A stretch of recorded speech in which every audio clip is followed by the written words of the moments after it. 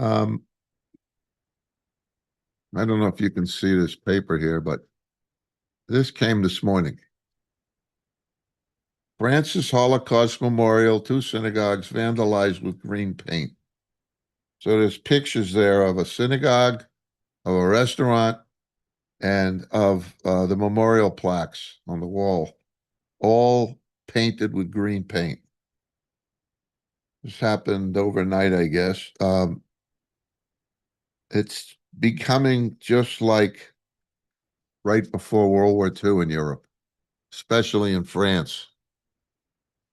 You know, they don't have much love for the Jews in France because they don't have much love for anybody, but that's a different story. Anyway, we'll get back to that maybe, but just wanted you to know it's not an easy world to live in. And some of it has to do, or it actually comes up because of how the English language has changed since the 1930s. I'm going to show you. You know, we use idiomatic expressions a lot in English. Most languages do. Hebrew does, like some of the idiomatic expressions from in the Torah, we translate literally, but it might not be correct to do that. It might mean something else. You know, like I'll tell you, in the 1930s, if somebody said about another person, he knows onions, you know, he knows onions. He knows his onions. You know what that means? He's knowledgeable about something. All right. That kind of makes sense, but it has nothing to do with onions. See what I mean? Here's another one. They had a big, this was very popular in the 30s. Somebody would say, hounds on an island. Hounds, well, like dogs. Hounds on an island. What does it mean? Hot dogs with beans. Doesn't say anything about hot dogs. It doesn't say anything about beans. Hounds on an island. I don't know how many of us knew that. I didn't. I was surprised to look it up and see it. Another one, canned soup. Canned soup. When somebody said that in the 30s, it meant that something has very little value. And then another one. This one, I had no idea what it meant either. Mug of Merc. Mug of Merc, Murk. That means black coffee. These are idiomatic expressions. These are things everybody knew what it meant, but today we don't. Can you imagine in 2000 years when somebody says it's raining, they were reading that in 2025 it rained cats and dogs like it's going to do today again? Anyway, and the last one I'm going to share with you is Chicago overcoat. I don't think too many of us know what a Chicago overcoat is. It's it is a coffin. A coffin. When somebody said put him in a Chicago overcoat, it meant put him in a coffin. Anyway, one word from the 30s that has enjoyed a rebirth is the word gaslighting. You know, when I first heard gaslighting, maybe it was last year or something. I don't know. It was recently. I didn't know what it was. I did figure it out based on the context of how it's used, but I didn't know really what it meant. But I looked it up, and it actually comes from a 1938 Broadway play called Gaslight. And Gaslight was written by a guy by the name of Patrick Hamilton. Not Jewish, but he wrote the play. Gaslight. So, what is gaslighting? Well, let me explain what the play is about, and you'll figure it out. The play tells the story of a husband who would dim his home's gas lights every day and then deny it. Just dim it a little bit every day and then say, I didn't touch him. And this caused his wife to think she was going Meshuggah. Gone some Meshuggah there. I mean, you know, she see every day it's getting darker and darker, a little bit at a time. And he said, oh, it's fine. Everything's fine. Boy, was he a tzaddik, huh? What a tzaddik he was. Wait, Gewalt. I'm Meshuggah. She goes Meshuggah. Well, anyway, gaslighting means the act of manipulating people to the point that they start to question their own sense of reality. It is a common form of lying, but it's much worse than lying. It's much worse. I'll tell you, people do lie all the time. We know that. But they lie to protect themselves from the truth. That's usually why people lie. They don't want to be accused of something, so I didn't do it. But it's not meant to cause other people a lot of problems most of the time. It does, but the purpose was I lie to keep me innocent or to keep me from getting in trouble, to keep me from the truth, not to do something bad to you, right? But sometimes it does both. But lying is not something we should be proud of just because everybody lies. And if somebody here is saying I never lied in my life, okay, I apologize to you. You're the only one. But lying is a normal thing. It's a human thing, and it is not. Gaslighting is not a defense tactic like lying is. Gaslighting is not a defense tactic. It's a weapon and a tool that has the goal of destroying something or someone else. So the gaslighter, a person who gaslights, wants to make the target feel insecure, terrified, guilty, even ashamed. Gaslighting is a form of verbal abuse. There's no question about it. You're abusive when you use gaslighting. And it's something that the Torah forbids. They didn't use the word gaslighting in the Torah, but they knew what people did it. And it says, do not wrong one another. And that means with words or deeds. Do not wrong one another. The rabbinic interpretation of that verse from the Talmud is, do not torment each other with words. That's the way the rabbis interpret it. In other words, the rabbis said, not using the exact word, don't gaslight. It's bad. It's no good. All right, so why am I talking about this today? I can talk about gaslighting anytime, but why am I talking about it today? Can you identify a more gaslit people in the world, in the entire history of the world, than the Jews? I'd love to know if you do, because I don't know of any. I don't know of any that come close.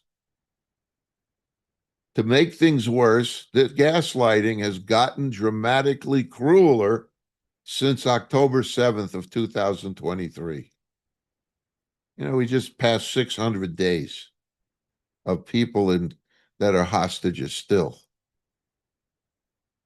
But the gaslighting goes on. It is important to know that we are being gaslit because otherwise we will lose our sanity and even start doubting our own right to exist undisturbed. And some Jews are doing that already. When they call out from the river to the sea or free Palestine, that is so nakedly anti-Semitic because it is clear as crystal that a state run by Hamas would not have any living Jews in it. That's a statement that is identifiable by their own words. Any state run by Hamas wouldn't have one Jew living in it. How do we know this? Because Hamas says so, and they say so many times. They repeat it many times. Okay, so that's one gaslight thing. Make them free. We need a free Palestine from the river to the sea. And they don't tell you, but there won't be any Jews there. That's called gaslighting. Another example of gaslighting comes from the constant lie that the pro Palestinian movement is not anti-Semitic. That's gaslighting. They're not anti-Semitic. They're just anti-Zionist. What is the difference? What is the difference? You know, I've said this before. People who attack, if somebody were to attack the Vatican City, and somebody would say, well, they're not anti-Catholic, they're just anti-Vatican. It doesn't even make sense. And to say anti-Semitism and anti-Zionism are not the same is ridiculous. But if you need more evidence, the murders in Washington, D.C. prove that this is complete nonsense. That's another form of gaslighting, killing people and then saying something else. The terrorists shot two people in the back who were leaving a Jewish event. I'm not sure you knew they were both shot in the back. They were shot in the back. They were leaving a Jewish event. And it was an event dedicated to solving the humanitarian crisis where? In Gaza. There was a Jewish event dedicated to solving the humanitarian crisis, not in Israel, but in Gaza. This clown, this murderer, this Satan with two legs and no brain had no idea that his victims worked for the Israeli embassy when he shot them in the back, allegedly. He also had no idea that one of his victims was a Christian Zionist. One was not Jewish. One was a Christian Zionist. But he was a Messianic Jew, he claims. He thought Judaism was a good religion, but you have to believe in Jesus too. So therefore, he's a Christian. But he was also very, very aligned with Jewish people. In fact, the girl he was going to marry in a few weeks, or I'm sorry, be engaged to in a few weeks, was Jewish. He didn't know. He didn't care. They came out of this thing, they shot him. He simply wanted to kill Jews because that is what his movement believes in more than anything else, is to kill Jews. That's called gaslighting, making people think it's something other than what it is. Israel pulled out of Gaza years ago. And what happened when Israel pulled out? You all remember. Israel gave them a beautiful land that they could have made their own state with thriving businesses, thriving agricultural facilities. They bulldozed all of it. Gaza did, not the Israel. Instead, they got rid of it all and used it as a launch pad for thousands, tens of thousands of rockets. And finally, the mass murder of over 1,200 Israelis on October 7th. There cannot be a free Palestine because there already was a free Palestine. And they gaslit the world. They failed to use it responsibly. And now they're asking for a free Palestine. They don't want a free Palestine. They had it. They want no Jews in the area. They want all the Jews out of the Middle East. That's what they want. Another example of gaslighting is the outrageous claim that Israelis, and by extension Jews, are committing genocide in Gaza. Oh, God. This one drives me meshuggah. It drives me meshuggah. How can the Jews and Israel commit genocide in Gaza? I know it's gaslighting because even some Jews are starting to crack under the pressure and they admit to this false charge. I've heard rabbis blame Israel and their fellow Jews for this. Can you believe it? This is the goal of gaslighting. This is the goal, to make us doubt what we know is true, to question reality. That's gaslighting, and it's working. Were it not for Hamas, the Palestinians would be safe and well fed, as they were before they elected Hamas. That nobody talks about. That is simply indisputable. We have records, we have pictures, we have videos of things that happened before Hamas took over. And now Israel sent in trucks of food, which is not morally, legally, or any other obligation of Israel to do. There's nothing. Israel doesn't have to do it, but they did it. And what happened to it? More gaslighting. Instead of it going to the people where Israel wanted it to go, it went to Hamas, who blatantly stole it all and used it for themselves to feed their army, to go against the citizens of Gaza. This is why Israeli shipments to the Gazans had to be stopped temporarily. It had to be. They were feeding the enemy and not the people. How is this the fault of the Jews? How is this the fault of Israel? But the world says it is the fault of Israel because they're being gaslighted.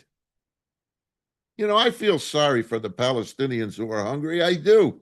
I'm not a person who doesn't have feelings. I feel bad for them, but not because they're bad, but because they're being treated so badly by their own leaders. I feel sorry for the innocent Palestinians who died because of Israel attacks. Yes, Israel did kill innocent civilians. Why? Because they were put in front of the weapons, of the fighters. They were shields. Of course they're going to get killed. You can't do anything about that. But you know what? As bad as I don't feel ashamed. I'm not proud, but I don't feel ashamed. It should be that 100% of the shame should belong to Hamas, nobody else. And now, some of the rabbis and Jews who are siding with Hamas, the shame should be on them too. Now, the other gaslighting thing, they're painting Netanyahu as a monster. We all know that. Does this mean that I support Netanyahu's policies? Not necessarily. Sometimes yes, sometimes no. The issue of Netanyahu's policies is another example of gaslighting. The gaslighting going on is targeting us to believe that if there were different policies coming out of the Knesset, then there would be peace. Oh boy, how naive can anyone be to believe what that giant bull is throwing? Who can believe it? Had Israel elected God as prime minister, God, the result would be the same, just more and more anti-Jewish hatred. You know, it's true, 100% true, that there can be no border deal that would satisfy Hamas and its ilk. I just don't see it ever happening. They want all the Jews in Israel expelled or murdered, and then they can have peace. That's it. I don't even believe that. I think they'd fight with the other Arabs. They have sworn to accept no other scenario other than to eliminate Israel from the map. This isn't a theory. That is their solemn pledge. And it's written down, and they tell you. Finally, I'm only going to give one more example of gaslighting. I could go on forever. And that's the lie that Gaza is fighting off the worst kind of human suffering on the planet. Do you believe that?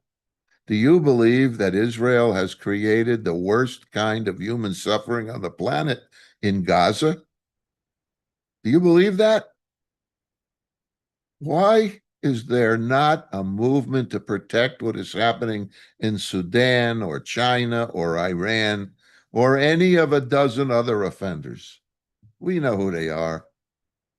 You know the answer? It's a real simple, it's one word: anti Semitism. Judging Israel and the Jews differently than everyone else is anti Semitic. The legacy media has an ironclad policy. You know what it is? No Jews, no news. No Jews, no news. You know what that's called? Guess what it's called? It's called gaslighting. Since we must end our services at a reasonable time today, I think we all have the message by now. Holocaust denial, conspiracy theories about Jews controlling the banking and the media, and even 9/11 are just some of the other examples of anti Semitic gaslighting.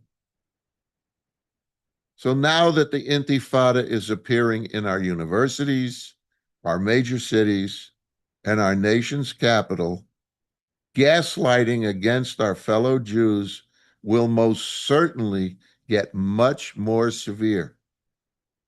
And that is why we must always be situationally aware of what's going on. That's why we cannot let what's going on in France come here, where our synagogues are vandalized. Synagogues, kosher restaurants. Do you know in Lakewood and even I have a kosher restaurant 2 miles from my house, actually one even closer. Do you know they don't say kosher anywhere on the restaurant? Once you go in, you see it's kosher, but on the outside, not a hint. They give you a name of a restaurant, and that's all you know. You've got to find out if they're kosher before, because they don't want to put kosher up there. You know what'll happen? It won't be there very long. What's going on in the universities and blah, blah, blah, blah, blah. How did this happen in the United States of America? Can you imagine it happening to the black people? Can you imagine? We would be the first one out there to stop it. Now, gaslighting is a very dangerous thing. We've got to be very careful. And I want to wish you all a Shabbat Shalom, Am Yisrael Chai. And as I always say, stay safe, healthy, and careful out there.